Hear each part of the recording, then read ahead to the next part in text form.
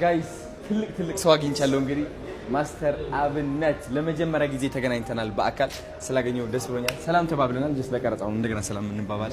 ኤኒዌይስ አሁን ማስተር አብነትን እያየሁት ማለት ነው። ብዙ ሰው ምን ይለኛል እኔ ማለት ነው ሳይህ የዋህ ነህ፣ ግልጽ ነህ ምናምን ይሉኛል። አይገባኝም። ገባቸው አይደል? አሁን ግን ማስተር አብነትን ሳየው አይኑን ሳየው ማለት ነው እግዚአብሔርን ልቤ የበለጠ ፍቅር ይሰማኛል፣ ይውህና ይሰማኛል። እና ላይክ ምን ልበለ ምንም ሳትናገር ማለት ነው ላነብህ እችላለሁ። እና በጣም ነው ማመሰግንህ ለሁሉም ለምታደርገው ነገር። አሁን አንተ የኔ አርአያ ነህ ብዬ አስባለሁ። እውነት ቲክቶክ አሁን ያን ያህል አልጠቀምም ነበረ። የሀበሻ እንትን አይመጣልኝም ነበር። ውጭ ሀገር እያለሁ እዛ ወስደውን ነበር። እና አሁን ስመጣ ግን ሳየው ስቀላቀል አንተም የበለጠ እየመጣ እያየው ነበርና በጣም አመሰግናለሁ።